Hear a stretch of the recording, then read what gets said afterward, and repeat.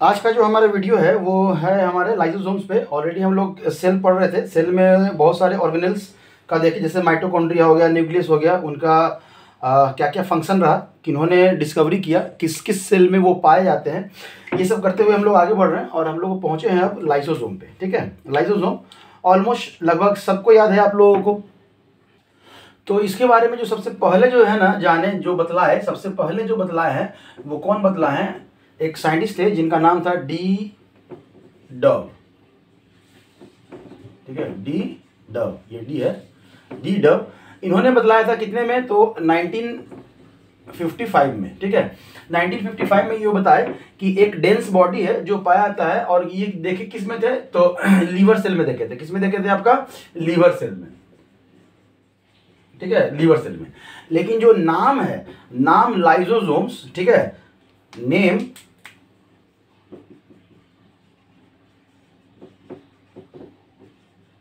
Given by, जो नाम है वो कौन दिए? तो देखिए, ये याद रखिएगा, डिस्कवरी कोई और कर रहे हैं, नाम कोई और दे रहे हैं।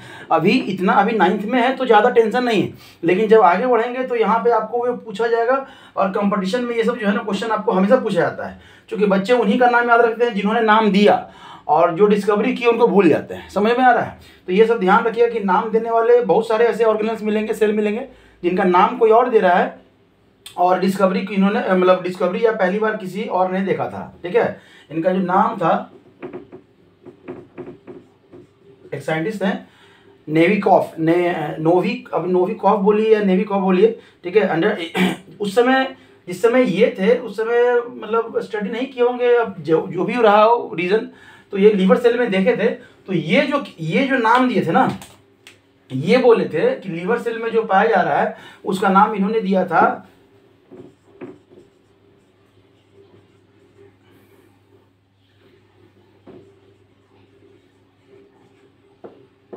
पेरिकैनालिकुलर। ठीक है, पेरिकैनालिकुलर डेंस बॉडी, डेंस बॉडी। लेकिन एक्चुअली में जो लाइसोसोम जो नाम है वो किन्होंने दिया? तो नेविकॉफ ने। ठीक है, तो ये याद रखिएगा कि नेविकॉफ जो है ना वो उन्होंने बतलाया था, इसका नाम लाइसोसोम नेम दिया था। ठीक है, और एक साइंटिस्ट थे जिनका इंपॉर्टेंट रोल है, एक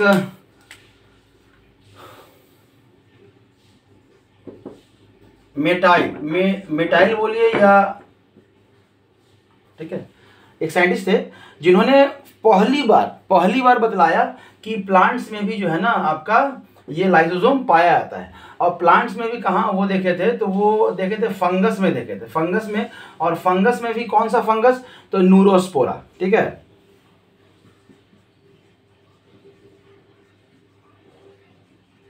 तो ये पहली बार देखा गया था इसमें, फंगस में, न्यूरोस्पोरा में, जो कि ये क्या कहता है, ये कंफर्म करता है कि प्लांट्स में भी लाइसोसोम आपका पाया जाता है। तो ये 3 नाम याद रखिएगा कि डी डव जो है उन्होंने बतलाया था कि लीवर सेल में लाइसोसोम एक ऐसा ऑर्गेनेल्स है, डेंस बॉडी है, जिसका नाम उन्होंने क्या दिया था?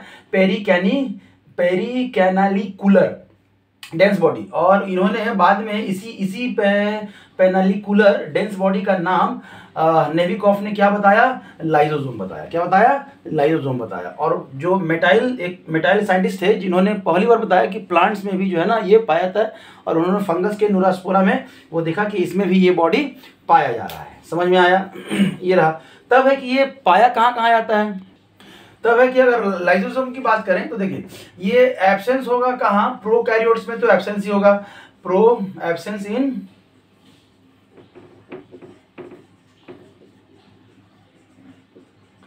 अब देखिए, सारे जितने भी ऑर्गेनेल्स हैं, मेम्ब्रेन बाउंड ऑर्गेनेल्स हैं, वो कहाँ आपके एब्सेंस हैं? तो प्रोकैरियोटिक सेल में क्या है? एब्सेंस है। ऑलमोस्ट लगभग समझ में आ रहा है? कहने का मतलब यहाँ तो एब्सेंस रह के रहेगा, क्योंकि यहाँ पे मेम्ब्रेन बाउंड ऑर्गेनेल्स पाए नहीं जाते हैं। और कहाँ ये एब्सेंस है? तो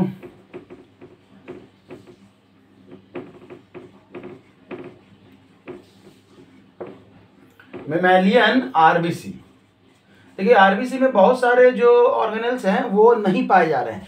तो ये ध्यान रखिएगा कि जो लाइसोसोम है वो लगभग जितने भी यूकैरियोट्स है सब में प्रेजेंट होते हैं। आप कह सकते हैं प्रेजेंट इन ऑल यूकैरियोट्स। ठीक है, प्रेजेंट इन ऑल यूकैरियोट्स। लेकिन उसमें भी आपका क्या है, ये मेमेलियन आरबीसीज में जो है ना ये प्रेजेंट नहीं है। तो ये आप ध्यान रखिएगा, ठीक है, कि ये मेमेलियन आरबीसी में आप प्रेजेंट नहीं है। और इनका फंक्शन क्या है इसके बाद हम लोग देखते हैं। इससे पहले अगर साइज की बात करें, अगर हम लोग साइज और शेप की बात करते हैं तो इनका जो शेप है ना वो ऑलमोस्ट क्या होता है, स्फेरिकल होता है। क्या होता है, स्फेरिकल होता है। लेकिन ये इर्रेगुलर बट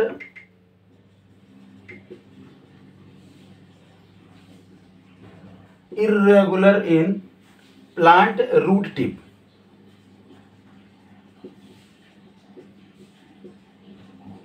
ठीक है, प्लांट के रूट टिप में जो ये पाया जाता है उसमें क्या होता है, इर्रेगुलर होता है। क्या होता है आपका, इर्रेगुलर होता है। बाकी ऐसे इन जनरल क्या होता है, ये स्फेरिकल शेप के होते हैं। क्या होता है, स्फेरिकल शेप के होते हैं। समझ में आया। अब है साइज। साइज तो बहुत छोटा होता है। साइज की अगर हम लोग बात करते हैं तो ऑलमोस्ट ऑर्गेनेल सेल जब दिखता नहीं तो ये कहाँ से दिखेगा, तो ये जो इनका साइज है 0.8 माइक्रोमीटर। ठीक है, आपका माइक्रोमीटर।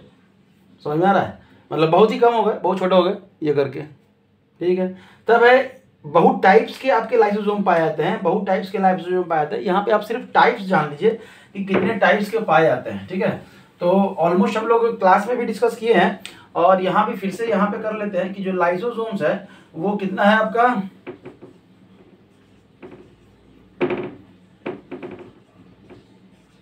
प्राइमरी है आपका,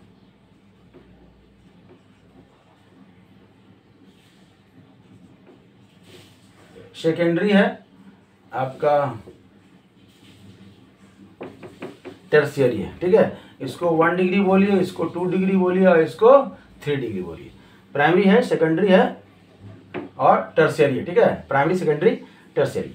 अब है कि ये कब पहला कहलाते हैं प्राइमरी, कब कहलाते हैं सेकेंडरी। तो जो न्यूली बॉर्न जो है ना, न्यूली फॉर्म्ड लाइसोसोम कहता है प्राइमरी। ये जो है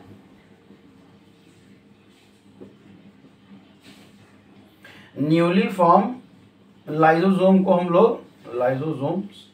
लोग क्या कहते हैं, प्राइमरी लाइसोसोम कहते हैं। ठीक है, न्यूली जो तुरंत नया नया जो है ना फॉर्म किया है।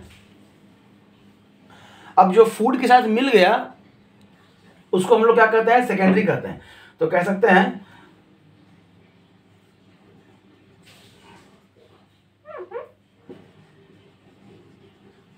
फूड मटेरियल इंटर्स into them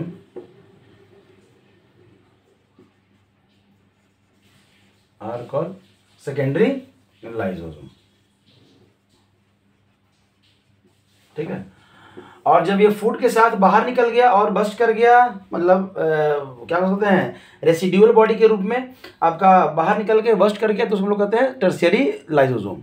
मतलब जो सेकेंडरी लाइसोसोम्स है इसमें अगर अनडाइजेस्टेड आपका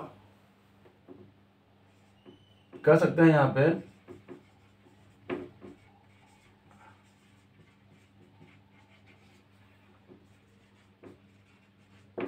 contain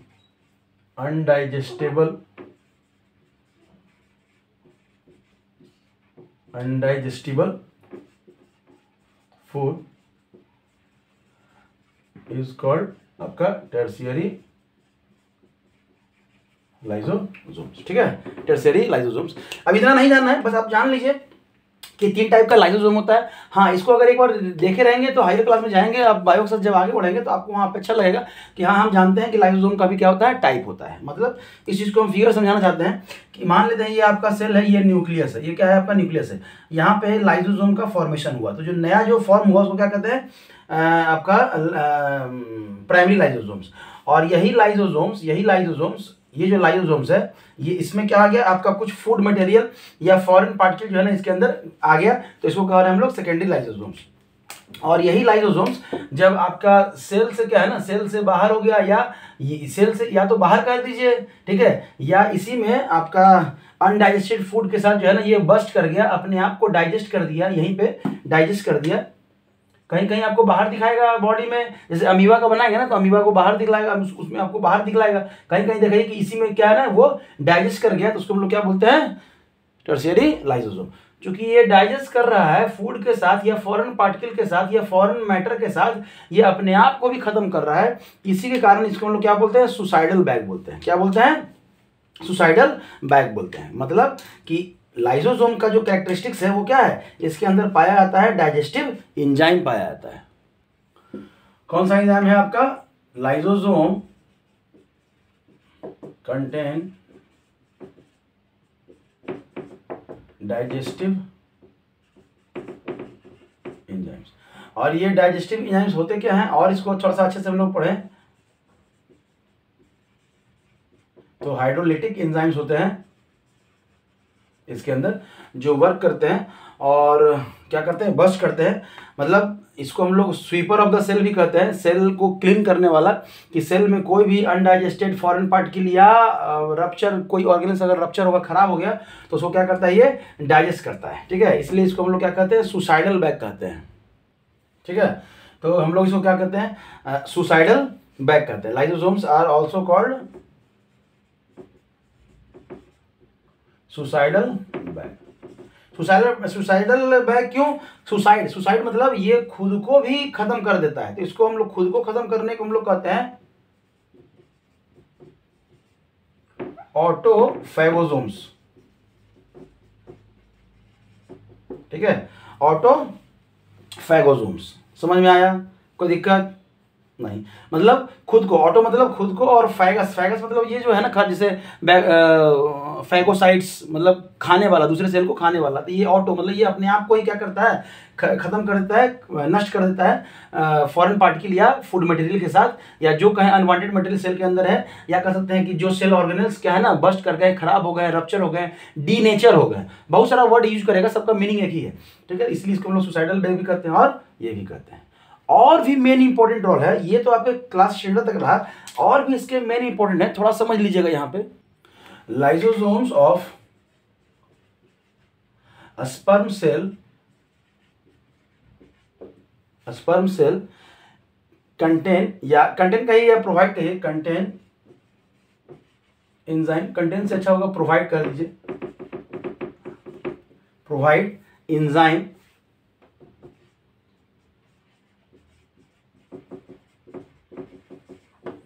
for breaking of egg membrane। Egg मतलब एग जो है ना, एग इस तरह का एग है, और यहाँ पे आपका स्पर्म जो है ना आपका आता है फर्टिलाइजेशन के लिए। तो इसके मेम्ब्रेन को रप्चर करने में जो है ना, एक एंजाइम यहाँ पे लाइसोसोम होता है, जो एंजाइम सीक्रेट करता है या प्रोवाइड करता है, जो इसको ब्रेक करता है, और यहाँ से एंट्री जो है ना आपका लाइसोसोम का एंट्री क्या है ना पॉसिबल करता है। ठीक है, तो ये इंपॉर्टेंट फीचर है इसका, समझ में आ रहा है। लाइसोसोम्स का जो फंक्शन है वो ट्रिगर करता है,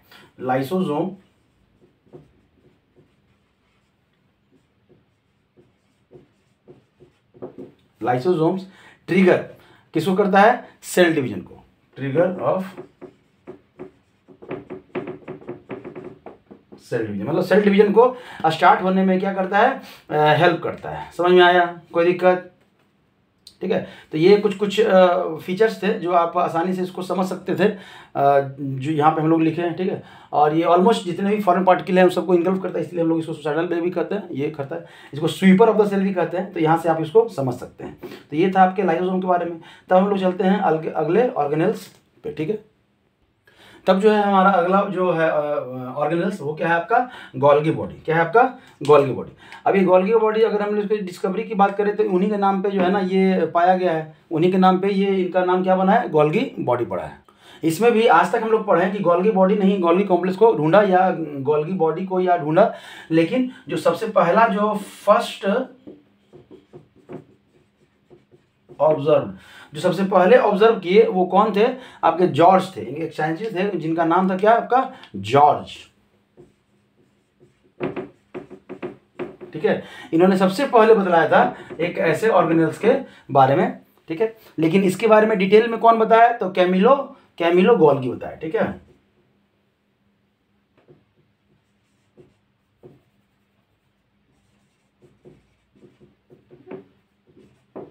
डिटेल में कौन बताया,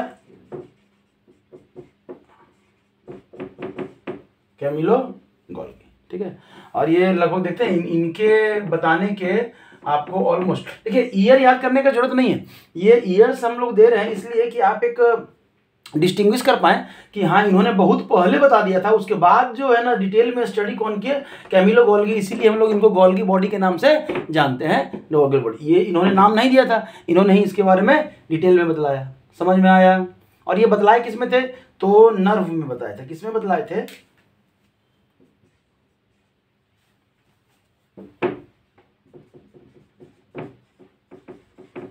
नर्व सेल। और किसका नर्व सेल, तो born, owl and cat.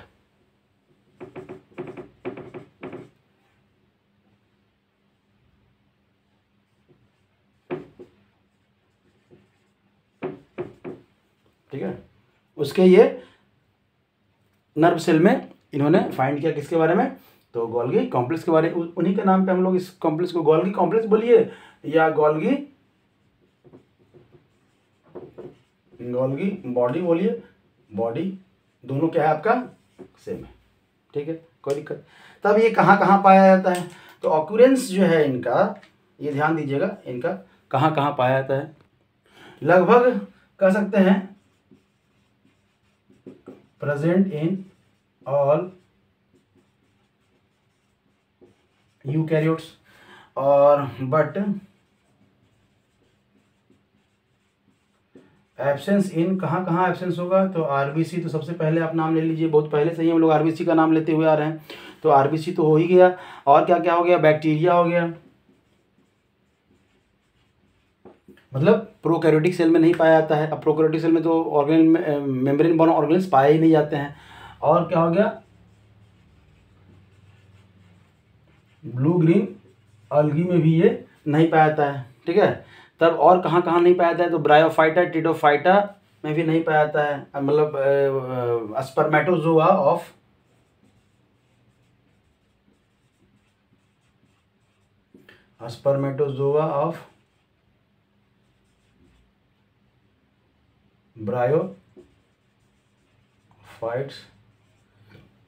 Bryophytes and pteridophytes, ठीक है।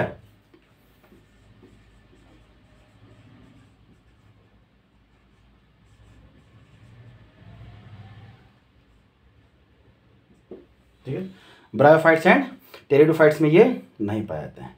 और भी क्या है आपका, तो सीव ट्यूब है ना, फ्लोएम का जो सीव ट्यूब है एंजियोस्पर्म में, उसमें भी नहीं पाया जाता है। And sieve tube of phloem in angiosperm, ये याद रखिएगा, क्योंकि एंजियोस्पर्म यूकैरियोटिक सेल है, यूकैरियोटिक सेल होते हुए भी जो है ना आपका सीव ट्यूब में नहीं पाया जाता है। तो ये इंपॉर्टेंट हो गया आपका, ये एंजियोस्पर्म में जितने भी ब्रायोफाइट्स टिडोफाइट्स हैं ये इंपॉर्टेंट है। और बाकी ये तो हम लोग पढ़ ही रहे हैं, ये तो हम लोग अगर प्रोकैरियोटिक बोल देंगे उसमें बैक्टीरिया जाएगा, तो ये अगर भूल भी गए कोई दिक्कत नहीं, आप बोल दीजिए present in all eukaryotes, absent in prokaryotes, ठीक है। तो प्रोकैरियोट्स बोल देंगे तो भी आपका चल जाएगा। उसमें भी यूकैरियोट्स में भी आरबीसी में नहीं पाया जाता है, ब्लू ग्रीन अलगी हो गया आपका, स्पर्मेटोजोआ, ब्रायोफाइट और टिडोफाइट हो गया, और सीव ट्यूब हो गया, ये सबसे ज्यादा इंपॉर्टेंट है। सीव ट्यूब हो गया आपका फ्लोएम, जिसमें कि गोल्गी बॉडी नहीं पाया जाता है। अगर इनके फंक्शन की बात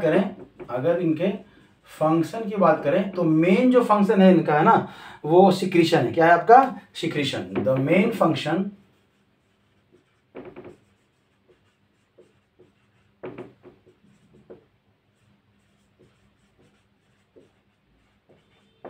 ठीक है, सिक्रीशन है।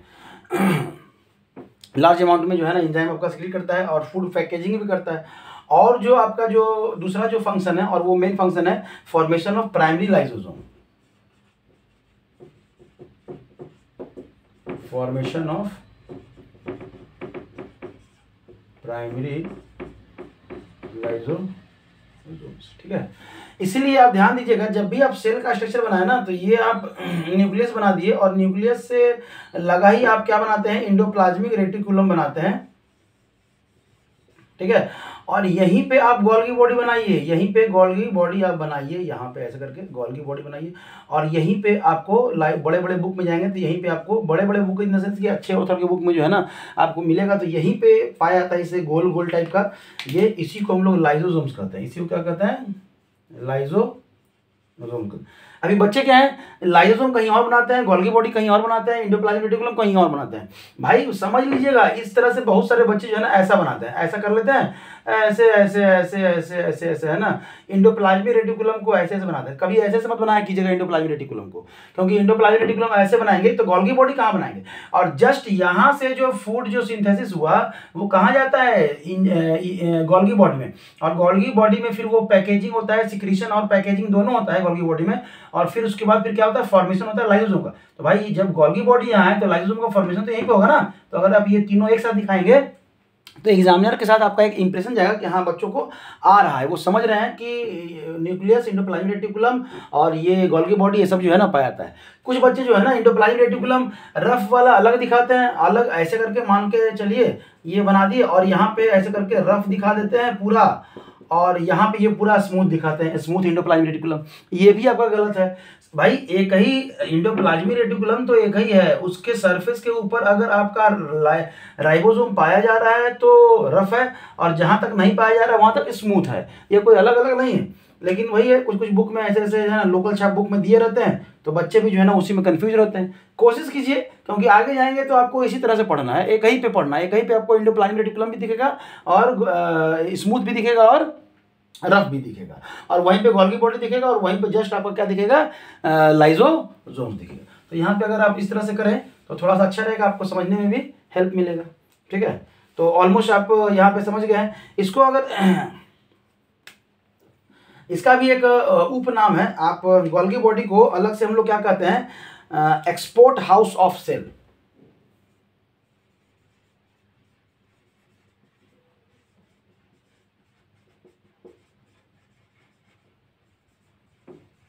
ठीक है, क्योंकि यहीं पे पैकेजिंग होगी, जितना भी सिंथेसिस हुआ यहाँ पे पैकेजिंग हुआ, पैकेजिंग होने के बाद जो है ना वो यहाँ से एक्सपोर्ट होता है अलग अलग सेल के आपके कंपोनेंट्स में। समझ में आया, कोई दिक्कत? तो इसको हम लोग export house of the cell भी हम लोग कहते हैं।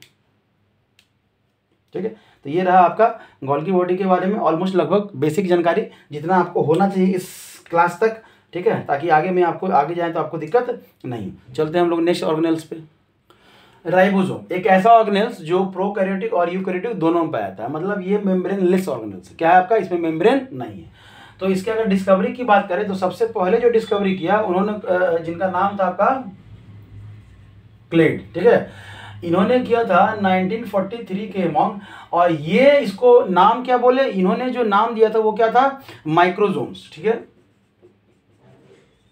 माइक्रोजोम। तब आते हैं एक दूसरे साइंटिस्ट जिनका नाम है आपका क्या है, पैलेट। ये 1955 के, देखिए ईयर फिर भी याद रखने की जरूरत नहीं, बस खाली ये बताया जा रहा है कि ये कब है, और इन्होंने नाम दिया था आपका राइबोसोम। ठीक है, राइबोसोम इन्होंने नाम दिया राइबोसोम, मतलब कि बताए कोई और, इन्होंने नाम दिया माइक्रोजोम्स। लेकिन जो प्लेट है वो क्या बोले, राइबोसोम्स बोले कि ये जो ऑर्गेनेल्स है उसको क्या कहते हैं हम लोग, राइबोसोम्स कहते हैं। समझ में आ रहा है? तो ऐसे आप इस तरह से इसको याद रख सकते हैं। तब ये कहाँ कहाँ पाए जाते हैं, और भी साइंटिस्ट हैं जिन्होंने बताया, उतना आप डिटेल में आपको जानने का जरूरत नहीं है आपके लेवल पे। तब है कि ये अगर कहाँ कहाँ पाया जाता है तो प्रेजेंट इन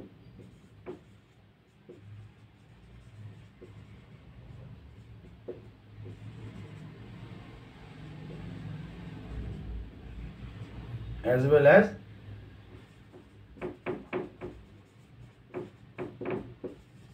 यूकैरियोटिक सेल। लेकिन जो प्रोकैरियोटिक सेल में पाया जाता है ना, प्रोकैरियोटिक सेल में वो होता है आपका 70S राइबोसोम, और जो यूकैरियोट में पाया जाता है वो दो टाइप का होता है, 70S भी पाया जाता है और आपका 80S राइबोसोम भी पाया जाता है। 70S और 80S, प्रिमिटिव में सिर्फ आपका 70S पाया जाता है। और अगर प्रोकैरियोटिक की बात करें, प्रोकैरियोटिक सेल की बात करते हैं तो इसमें सिर्फ आपका फ्री राइबोसोम पाया जाता है। और अगर यूकैरियोटिक की बात करें तो free as well as bonded, ठीक है, बॉन्डेड राइबोसोम पाया जाता है। बॉन्डेड मतलब एंडोप्लाज्मिक रेटिकुलम से लगा हुआ, ठीक है, एंडोप्लाज्मिक रेटिकुलम से जो लगा हुआ राइबोसोम उसको हम लोग बॉन्डेड राइबोसोम कहते हैं। अब है कि इसके अलावा भी स्पेशली आपका जो राइबोसोम है, राइबोसोम में वो कहां पाया जाता है, तो आपका माइटोकॉन्ड्रिया में भी पाया जाता है। क्या बताया है, कहां पाया जाता है, माइटोकॉन्ड्रिया, ठीक है, माइटोकॉन्ड्रिया में पाया जाता है। और कहां पाया जाता है, लाइसोसोम प्लास्टिड में पाया जाता है। कहां पाया जाता है, प्लास्टिड में पाया जाता है।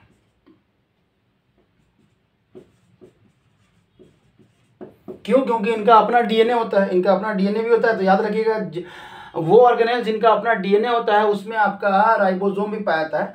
तो इसमें जो राइबोसोम पाया जाता है इसको हम लोग कहते क्या है, तो इसको हम लोग कहते हैं माइटो राइबोसोम, ठीक है, इसको कहते हैं माइटो राइबोसोम और इसको कहते हैं प्लास्टिडो राइबोसोम।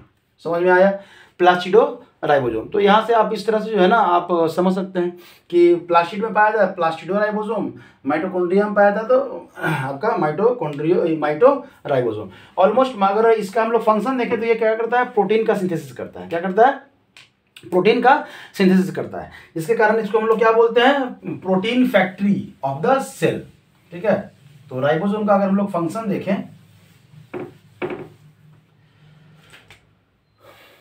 फंक्शन अगर देखें तो क्या करता है, सिंथेसिस किसका, प्रोटीन का। इसलिए हम लोग क्या कहते हैं, protein factory of the cell.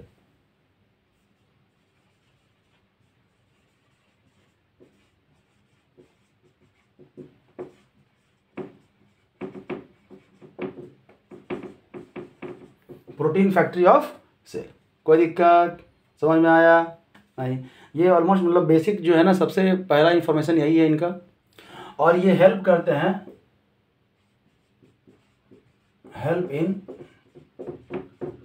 Photosynthesis, ठीक है, हेल्प इन फोटोसिंथेसिस।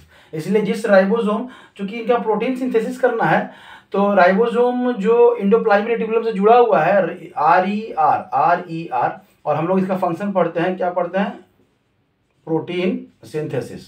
क्या पढ़ते हैं, प्रोटीन सिंथेसिस।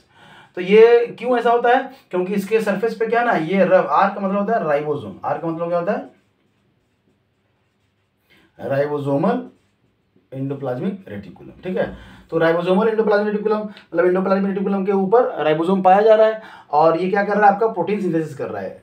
चूंकि राइबोसोम प्रोटीन बहुत ज्यादा मात्रा में सिंथेसिस कर रहा है इसलिए हम लोग सीधा डायरेक्टली क्या बोलते हैं, प्रोटीन सिंथेसिस कर रहा है।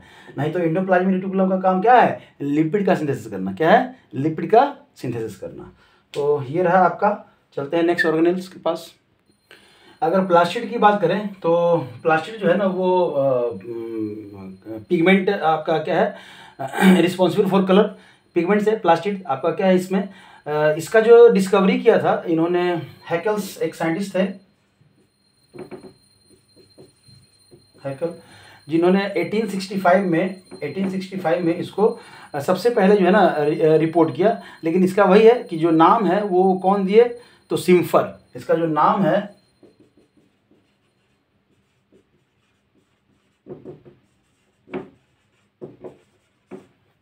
Name use by CIMFR. चिम्फर, चिम्पर मत बोलिएगा, सिम्फर बोलते हैं इसको, ठीक है। ये दिए थे 1883 में, 1883 में। ईयर फिर भी इंपॉर्टेंट नहीं है, आप समझ लीजिएगा। ये हम लोग लिख रहे हैं खाली आप कंपेरिजन करने के लिए, कब से कब आपका हुआ था, तो थोड़ा सा अच्छा लगेगा वहाँ पे आपको। और क्या तब है, इसमें आपका पाया था है ग्रेना पाया था। आपका एक प्लास्टिड में एक पार्ट है क्लोरोप्लास्ट, उसमें होता है आपका ग्रेना होता है और स्ट्रोमा होता है, ठीक है, स्ट्रोमा। इसके बारे में जो है ना, इसके बारे में सबसे पहले कौन बतलाए थे, तो डी वॉन वेटस्टीन।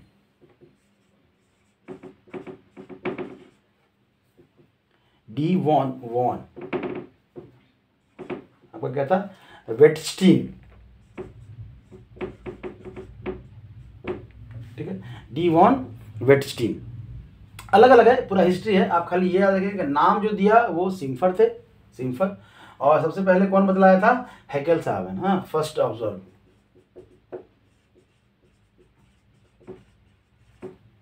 ठीक है, कोई दिक्कत। तब है क्लोरोप्लास्ट के अंदर एक पार्ट आपको नजर आएगा,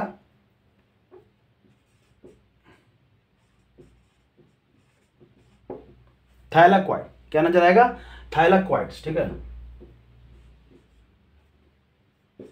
थाइलाक्वाइड्स। इसके बारे में जो दिए थे वो सबसे पहले कौन दिए थे, तो विल स्लेटर, एक साइंटिस्ट हैं जिनका नाम है आपका क्या, सॉरी विल स्लेटर नहीं, क्या नाम था, मेनकी, अब इसको मंकी तो नहीं बोलेंगे ना, मेनके बोलते हैं, क्या बोलते हैं, मेनके बोलते हैं। ये 1962 में ऑलमोस्ट हिस्ट्री है इनका, और क्या कि कौन से जो है ना क्या क्या किए आपका। अगर हम बात करें फाइन स्ट्रक्चर, फाइन स्ट्रक्चर किसका, प्लास्टिड का या क्लोरोप्लास्ट का, जो फाइन स्ट्रक्चर दिए वो कौन थे, मेयर थे, साइंटिस्ट क्या थे, मेयर। तो यहां से बस आप खाली स्टडी कीजिएगा, समझिएगा, आपके लिए तो यही इंपॉर्टेंट है। लेकिन ये सब जो है ना जानते रहिएगा कि कौन कौन क्या किए थे, समय समय पर जो है ना ये सब डिस्कवरी होते रहता है, एक दिन का तो बात है नहीं ये सब डिस्कवरी, ठीक है ना। एक और साइंटिस्ट है जो सबसे पहले बतलाए कि क्लोरोप्लास्ट में क्या होता है, डीएनए, ठीक है, डीएनए पाया जाता है, वो थे रिस एंड लाउट, ठीक है, रिस एंड लाउट, 1962 में, 1962 मतलब देखिए 1962 यहाँ है, 1962 है, जब थैलाकॉइड्स के बारे में हो रहा था उसी समय आपका यही बतलाए कि DNA present in plastid, plastid या कहिए क्लोरोप्लास्ट कहिए, अब सीधा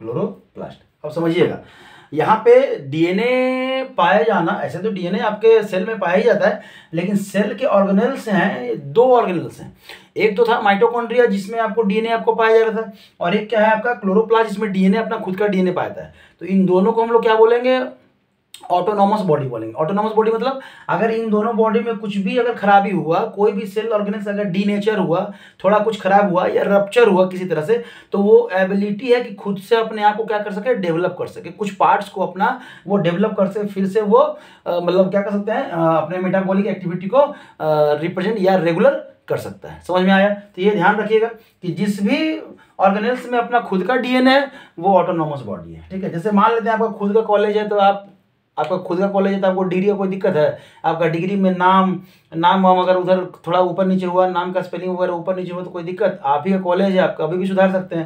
लेकिन क्या होता है ना कि स्कूल में आप जा रहे हैं, पढ़ रहे हैं, वहाँ पे अगर आपके नाम में अल्फ़ाबेट या फादर के नेम में अल्फ़ाबेट वगैरह चेंज हो गया, एप्लीकेशन दो, ये दो, दूसरे के पास जाओ, हो सकता है कि हो भी कि नहीं हो, कोई फर्क मतलब कोई मतलब गारंटी नहीं है। तभी क्या है कि अगर अपना कॉलेज ही हो जाए तो फिर तो कोई दिक्कत नहीं। तो वही कह रहे हैं कि डीएनए इनका अपना खुद का डीएनए है, तो ये आप अपना खुद से अपना रिपेयरिंग कर सकते हैं, ये याद रखिएगा। एक था माइटोकॉन्ड्रिया और एक था आपका प्लास्टिड में भी कौन सा, क्लोरोप्लास्ट, ठीक है।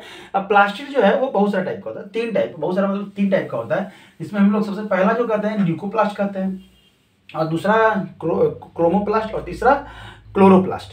तो प्लास्टिक का जो टाइप है सबसे पहला जो है आपका क्या है, ल्यूकोप्लास्ट है। उसके बाद आप कह सकते हैं क्लोरोप्लास्ट,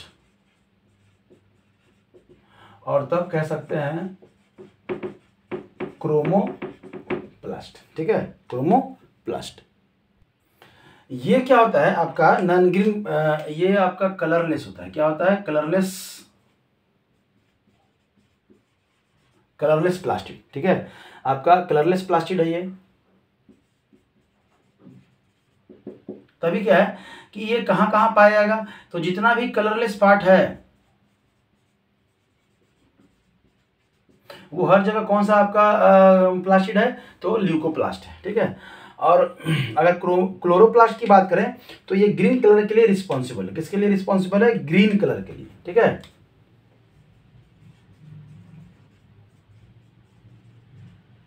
मतलब जितना भी ग्रीन पार्ट है आपका, कह सकते हैं उन सब में ये प्रेजेंट है, और फोटोसिंथेसिस में हेल्प भी करता है। इसी में आपको क्लोरोफिल, ये जो पिगमेंट है जिसके कारण ये ग्रीन है, वो क्या होता है, क्लोरोफिल पिगमेंट, ठीक है, जो फोटोसिंथेसिस में हेल्प करता है। तो अगर क्रोमोप्लास्ट की बात करें, इसकी क्रोमोप्लास्ट की बात करें, तो क्रोमोप्लास्ट जो है ना, मतलब अदर देन ग्रीन, ठीक है, मतलब ग्रीन कलर को छोड़ के बाकी जितना कलर है वो सब किसके कारण है, क्रोमोप्लास्ट के कारण है, ठीक है। तो आप कह सकते हैं कि जितने भी कलरफुल पार्ट हैं, जैसे आपका पेटल हो गया, फ्रूट हो गया, ठीक है, ऑलमोस्ट जितने भी कलरफुल पार्ट हैं उसमें सबसे ज़्यादा क्या पाया जाता है, क्रोमोप्लास्ट पाया जाता है। इनका कन्वर्जन भी है। इनका कन्वर्जन क्या है कि स्टार्टिंग में अगर आप देखेंगे तो आपका ल्यूकोप्लास्ट आपके प्लांट में प्रचुर मात्रा में पाया जाता है, और तब वो ट्रांसफॉर्म करता है, चेंज करता है किसमें, क्लोरोप्लास्ट में, और तब वो चेंज करता है किसमें, क्रोमोप्लास्ट में। क्रोमोप्लास्ट में ये ट्रांसफॉर्मेशन है। जैसे आप अगर सपोज पपाया का अगर किसी के घर में पपीता, इसलिए बोल रहे हैं कि वो लगभग ऑलमोस्ट सबके पास में पाया जाता है, तो पपाया का स्टार्टिंग का जो फ्रूट देखिएगा ना, वो फीका टाइप का लगता है, व्हाइटिश टाइप का लगता है, कलरलेस टाइप का लगता है, तो उसमें ल्यूकोप्लास्ट है, और वो कुछ देर के बाद जो है ना ग्रीन, ऑलमोस्ट एकदम डार्क ग्रीन हो जाता है। तो क्लोरोप्लास्ट में प्रचुर मात्रा में, और तब जाके वो फिर जब पकता है तो वो पीला होता है, लाल होता है, कोई फ्रूट जो है ना पीला हो जाता है, कोई लाल हो जाता है, कोई ऑरेंज हो जाता है, मतलब ये बाकी और जितना कलर है ग्रीन को छोड़ के वो सब क्या है, क्रोमोप्लास्ट का है। समझ में आया? तो ये ऑलमोस्ट रहा आपका, यहाँ पे लगभग कोशिश किए हैं सारे ऑर्गेनेल्स को करने का। तब आपका कुछ कुछ छोटे छोटे ऑर्गेनेल्स हैं, जैसे सेंट्रोजोम्स हैं जो सिर्फ एनिमल सेल में पाया जाता है, सेल डिवीजन के टाइम पे क्या करता है, हेल्प करता है। तो ये सब खुद से भी कर सकते हैं। ऑलमोस्ट जो बड़े बड़े ऑर्गेनेल्स थे इसको हम लोग डिस्कस करने का यहाँ पे सारा कोशिश किया, कवर करने का। और इसके बाद आप बुक पढ़ें, बुक पढ़ने के बाद भी अगर आपको कुछ इनमें प्रॉब्लम लग रहा है आपके लेवल पे, 9th के लेवल पे, तो आप मैसेज कर सकते हैं। बाकी जितना हम लोग यहाँ पे डिस्कस कर लिए हैं वो ऑलमोस्ट आपके लेवल से तो ऊपर ही है। इसी को बस याद कीजिए, रिवीजन कीजिए। जहाँ रिवीजन जितना बार करेंगे उतना आपके लिए अच्छा रहेगा। ठीक है, थैंक यू।